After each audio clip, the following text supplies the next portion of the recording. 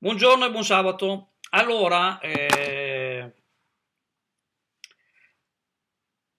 scusate, ma mi sono un po' girate le scatole, avete pazienza, ormai mi conoscete. Allora, continuano ad arrivarmi messaggi di persone che dicono in maniera assolutamente sbagliata che il comune dovrebbe provvedere quando ci sono queste mosche, quando ci sono queste zanzare. Ecco.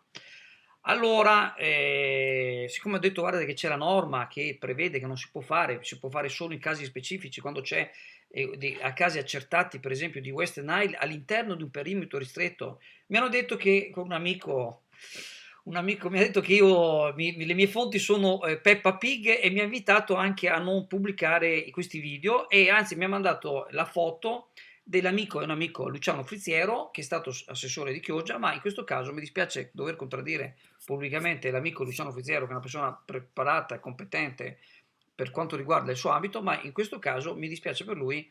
Come commentatore su Facebook mi dispiace, dice assolutamente delle cose non precise. Allora io mi rivolgo alle fonti dirette e a chi sono gli addetti ai lavori. In questo caso parlo dell'ufficio ecologia che mi ha citato la norma. Allora, lo ripeto per l'ennesima volta, anzi vado a leggere la norma così ve la linko e così potrete anche andarvela a leggere, spero. Allora, questo è l'allegato della Regione del Veneto, DGR numero 100 del 7 febbraio 2022. Allora c'è tutta una pappardella, vado alle parti che mi hanno evidenziato in pratica, che sono sotto. Premessa, gli interventi adulticidi hanno lo scopo di abbassare velocemente la densità di adulti zanzari, sono da effettuarsi solo nel caso di comprovata elevata presenza di adulti in viti sensibili, pertanto sono programmabili, ok? Poi dice anche alla presenza di focolai larvali nell'area segnalata, vi sto solo leggendo alcuni passaggi, ovviamente c'è tutta una serie, sono di tante pagine, nelle sue prossimità per un raggio di 100 metri dal punto dove è pervenuta la segnalazione.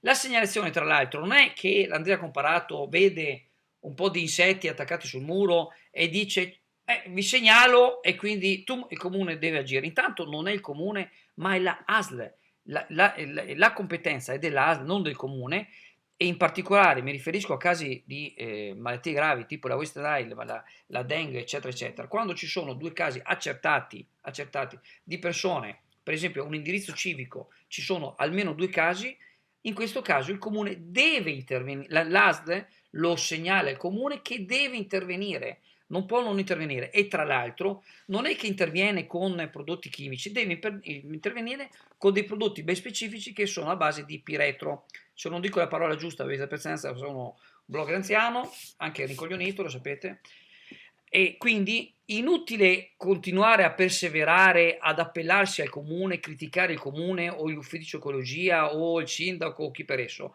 Non è competenza del sindaco. No, il comune, poi tra l'altro, permettetevi, scusatemi il tono, ma a volte diciamo a forza di ripeterlo e quando gente mi porta come citazione un commento su Facebook, sinceramente un pochino mi girano le scatole.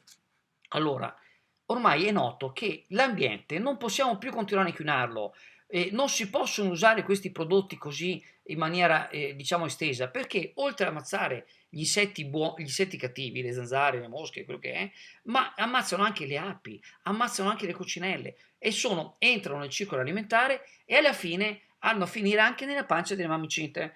Vi dirò che qualche mamma incinta molti anni fa era meglio che non fosse rimasta incinta, però questo è un altro discorso. Ecco, quindi vi allego la normativa, se qualcuno appunto